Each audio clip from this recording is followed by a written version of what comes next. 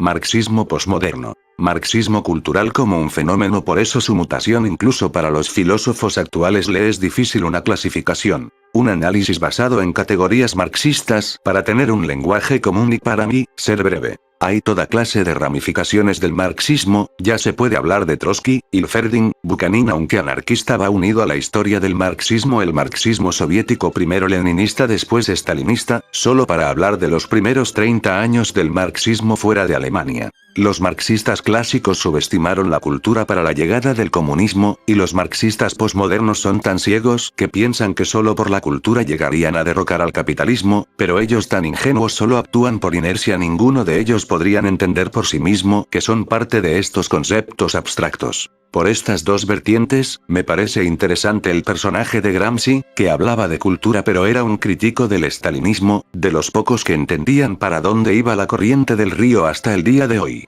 No es extraño que muchos marxistas posmodernos y sus críticos relacionen a Gramsci con la cultura, pero los marxistas estalinistas, que fueron la corriente principal, lo ignoraron y con solo esto lo dejaran afuera, ya sin mencionar el desorden de su obra, que es por lo que se le recuerda. Dejemos a Gramsci. El llamado marxismo cultural, o como le llamo marxismo posmoderno, es un fenómeno de nuestra época, alimentado del relativismo, del posmodernismo, el relato individual frente a los metarrelatos, una juventud desviada e impulsiva. No es raro que se adecuen en iconos marxistas con su discurso salvador del oprimido, y estos jóvenes beban, y se embriaguen, sus anteojeras son tan grandes que ni se preguntan que sus iguales en los 60s salieron a las calles y se manifestaran con los medios que tuvieran en mano. Lo más relevante fueron las represiones que tuvieron en todos lugares, en el bloque soviético, en Estados Unidos y en el tercer mundo. Podríamos hablar también de cómo gran parte de estos marxistas posmodernos son de clase media, para distinguirlos aquellos que tienen hogar, alimentación, servicios básicos, internet, y artículos entre comillas de lujo como los iPhones o cualquier otra mercancía por alguna empresa famosa. En contraposición, la clase baja, que apenas tiene para comer al día, o empleos directos con la manufactura o el sector industrial, y que escucha reggaetón o música con ritmo simple y repetitivo.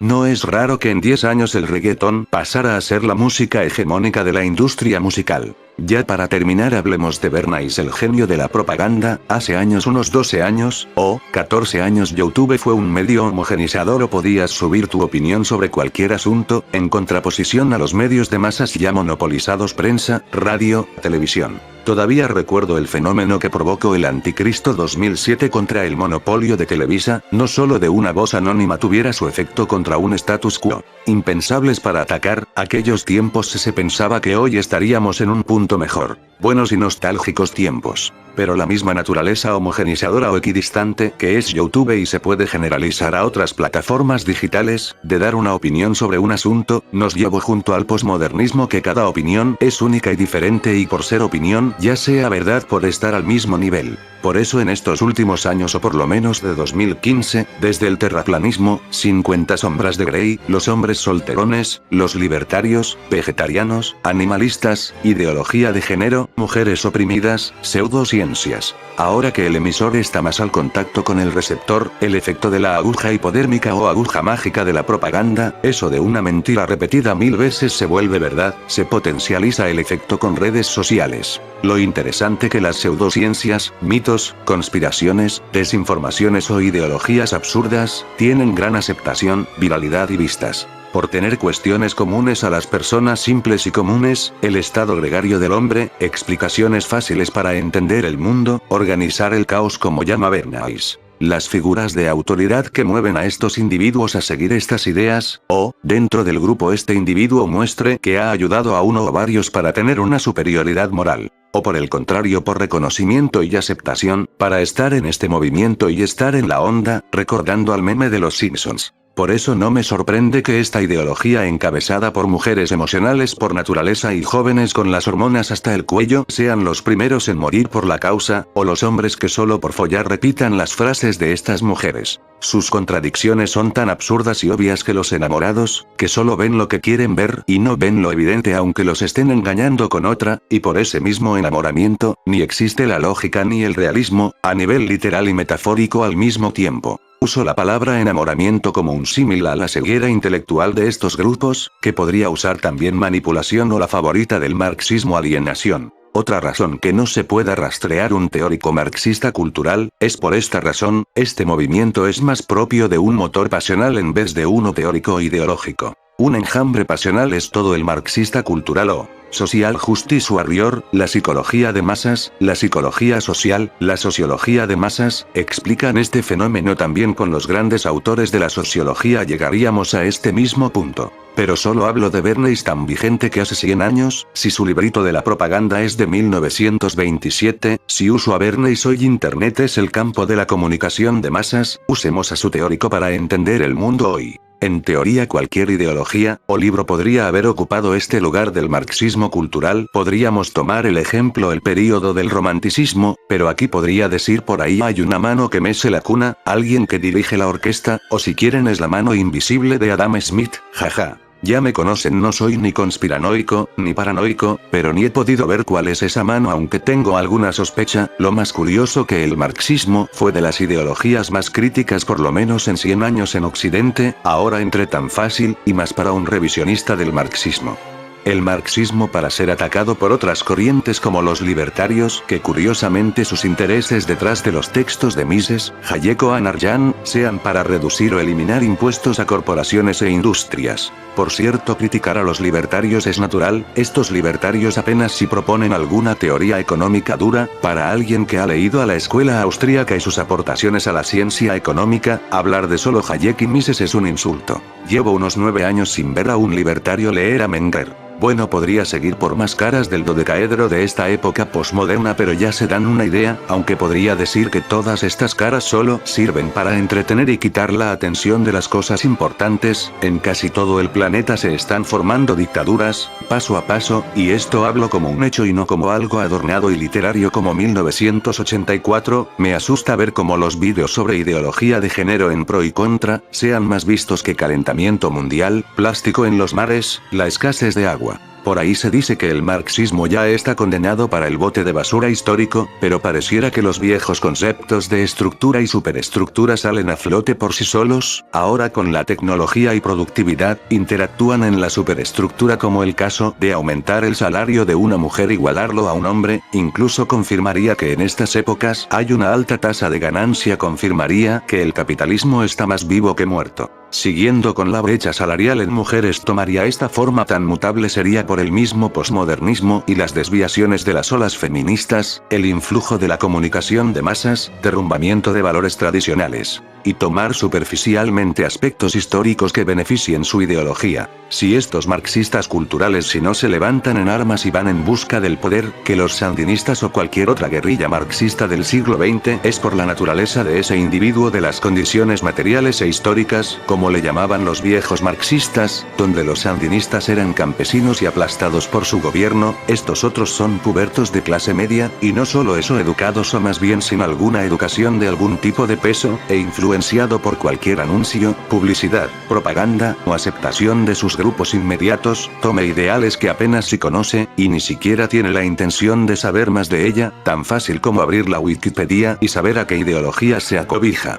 Me intriga cómo en el ex bloque soviético, sean la balanza en contra de este marxismo posmoderno, tal vez por saber de qué va el marxismo, conocieron las bondades y atrocidades del comunismo por mano propia, o simplemente por tener los pies en el suelo que Occidente ya los vino perdiendo. Podríamos tomar el ejemplo de Rusia, desde comienzo de la Guerra Fría y el telegrama Zimmermann, donde mostró que la Rusia soviética no dejaba cuestiones culturales más profundas por simple ideología, en este caso el marxismo, que por esto mismo el subestimar la cultura afgana les hizo perder la Guerra Fría. Bueno, recordemos que Rusia es un baluarte de la Iglesia Ortodoxa, y esta heredera de Bizancio, así podemos hablar de sus políticas eslavas, que siguen dormidas y su propia idiosincrasia, a pesar de sus armas nucleares, tiene los conflictos con los musulmanes irresolubles. Por todo esto la respuesta de Rusia se debe más por su cultura que por su política, y paradójicamente su época soviética les dio más identidad. Si Rusia mantiene alianza con China es por su pasado histórico inmediato.